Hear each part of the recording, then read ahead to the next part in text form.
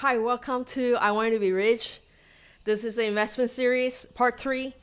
And I talk about the criteria that I realized Warren Buffett and Berkshire Hathaway has made in evaluating the kind of company they want to invest in.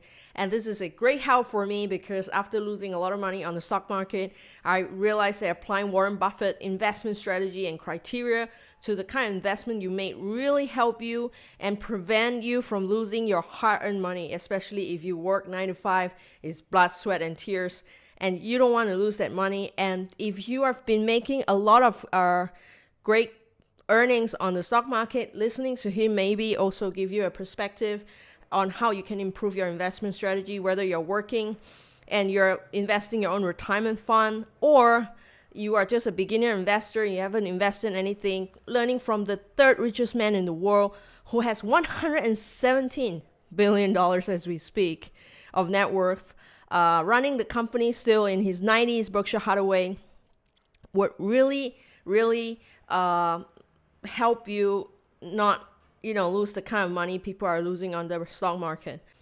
So what are the criteria that Warren Buffett applied when he invested in his company? I made notes of this.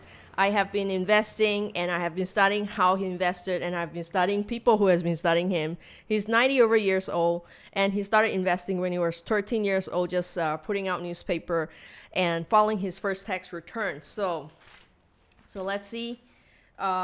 What do we learn from the kind of companies he invested? If you missed my first 2 videos, I talk about the portfolio of companies that Warren Buffett invested in. What are the companies he holds according to his disclosure on the stock market, New York Stock Exchange. But today we're going to talk about the criteria of the company he invested in. And we have 9 points today. I'm going to cover the first 3 points, which is he invests in company that has recurring income. So recurring income is like subscription business that keep having money coming in. And he's famous for not investing in stocks, and he's honest about this. He said that it's not within his circle of competence. But recently he invested almost 49 to 50% of his portfolio in Apple. And if you know, Apple has recurring income, about 20%, actually 19% of Apple's revenue in billions of dollars, 68 billion, comes from subscription business. So meaning every month they're going to get that money. And you want this kind of business that has stable, recurring, or even growing subscription business. Second criteria is that Warren Buffett loves consumer product, day-to-day evergreen products. And what I mean by this, let's look at some of his investment. He bought Coca-Cola. He bought Kraft cheese and Heinz. I mean, even though he bought it at a higher than expected price. He bought Bank of America, which is a retail bank that people use every day, rain or shine. And he bought Apple. So we're going to use our iPhone for a long time, whether we like it or not. Rich, poor, we're all using iPhones, a large percentage of us. Some of us are using Android, but phone usage now is almost like gas for cars. You need it for everyday survival. So he likes to buy everyday green, evergreen, meaning that whether there's a recession or not, you are going to use it. Whether there's a recession or not, you're going to drink Coca-Cola, soda, or you're going to buy cheese. And so he buys day-to-day evergreen product. Point number 3, and it's a very easy to understand point. He buys market leaders. And what I mean by market leaders are like Kraft, Heinz. I mean, I have been taking Heinz ketchup for a long time, ever since I was young. So did my father. And Heinz ketchup, Heinz mayonnaise, and Kraft cheese, they are market leaders. I mean, they lost a bit of market share, but they are there in the supermarket. When you buy cheese, you think of Kraft. And another one is Apple. Apple is a market leader in terms of smartphones. A lot of people are loving the Apple product. They are market leaders. So when he buys something, and so is Coca-Cola for soda. I mean, it's not just Coca-Cola, Sprite, Fanta, and a lot of other products are under Coca-Cola. And Coca-Cola has a very good contract with McDonald's. So market leaders. He buys market leaders. They are sticky. And what I mean by sticky is that if I am a Coca-Cola drinker, I'm always going to drink Coca-Cola. I have a certain level of loyalty towards that, red bottle drink, Coca-Cola. And so is iPhone. When you become an iPhone user, it's sticky. You want to keep using iPhone. You don't want to change because there's iCloud, there's apps, and you're just so used to the technology of face recognition or fingerprint recognition. You are sort of conditioned to use the product sticky. So I'm using the word sticky. I hope you understand. So he buys. So sum up number 3 is that he buys market leader, and he buys items that are sticky. What are the other things that you can think of sticky? Bank of America service. And number 4, and this is a very important point and one of the most difficult point to understand, even for me, is that he buy it at the right price. So you can be buying Apple and you're losing money, and Warren Buffett is buying Apple and he's making money because why? He has bought it at the right price. He has a famous saying that it is not how many times you bet, but is when you bet. You can make one good hit, and he talked about baseball game, and make a really good run for it instead of betting many times at the wrong time.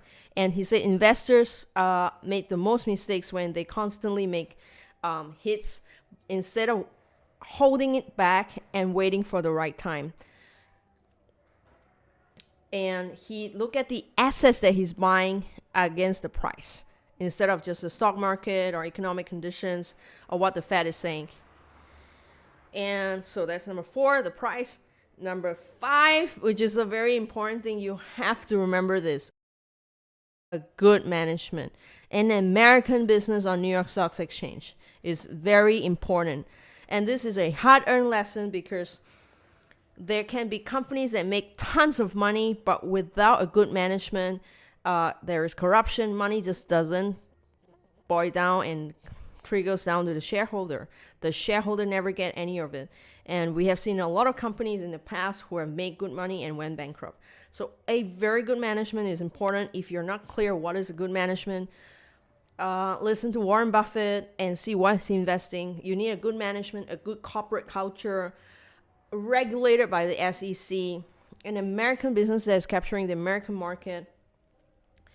And you also want a management that is innovative but doesn't take too much risk. And a lot of times, Warren Buffett liked the idea of the founder. So he buys a lot of companies and he keeps the founder, like Mrs. Rose Blumkin, who owns a furniture business in Omaha, and she's nicknamed Mrs. B. She turns in billions of dollars from this furniture business. She doesn't sell anything exceptional, but she has the spirit and determination to make the volume over very small margins and make a very good business. Warren Buffett paid her millions of dollars to buy her business, and she still works there. So he believes in the management of the day-to-day business in good hands. And so look at the management. Go and look at the financial statement, see who is the CEO, who are the shareholders, who is on board, the board of directors. If this is too complicated for you, just watch what Warren Buffett is buying and understand what he's buying, or follow my channel. I often review companies and their management. And so there's 5th point, good management. The 6th point to the 9th point I want to quickly go through is that they provide a good cash flow. And what I mean by that, he bought a business called Geico Insurance for the cash flow, because Geico Insurance takes in premium and pay out much later. So you're collecting a lot of cash. So buy a company that has a lot of cash. The other company that he bought that has a lot of cash is Apple. Apple is a $2 trillion company, and if you look at the financial statements, or just Google it, Apple has tons of cash. And that makes the company very resilient to losses and bad weather. So buy a company that has very good cash flow and has cash reserve. And like I said, Apple collects a lot of subscription, and their subscription and service-based business is going up. They have streaming business, subscription business, and up to about 20% of their business now is based on subscription. Okay, And that is point number 6, cash flow. Point number 7 is they buy a company that has established network.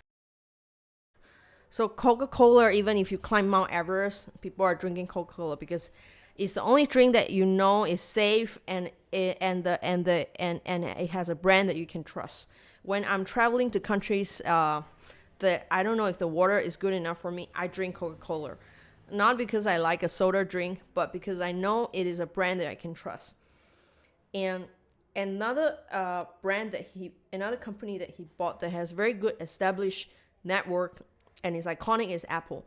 You know, when you walk into an Apple store around major cities of the world, you get the same experience, the same kind of customer service. Is an experience that you never forget. So he bought companies that has established network, like Kraft cheese is so everywhere around the world. That is point number 7, established network. Point number 8, he bought it for the long term. He famously say, you're not buying a stock, you are buying a business. Look at the business as if you are partnering with the business, and you're not like just going in there and cheering for it, hoping that the stock price will go up. You're partnering with the business. Look at what kind of business you're in, what is the yield, what kind of management is there, whether the customers are happy with them.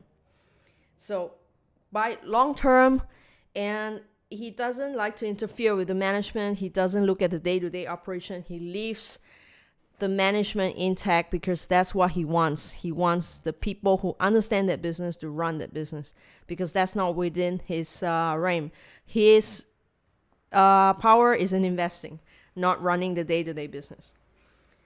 And that is number 8. And the point number 9 is dividends. That's very straightforward. Coca-Cola pay about 3.1% dividend. He looks for shares that gives him a attractive dividend, although it's below inflation, but a bit of dividend here and there is good returns. So that's point number 9. So this is point 1 to 9. I'm going to give you a summary. Has recurring income, like a subscription business. Day-to-day evergreen consumer products is something that Warren Buffett liked to buy. Coca-Cola, Kraft, retail bank. It's a market leader, number 3. Number 4 is well-priced, very important. Buy at the right price against the asset that you're buying.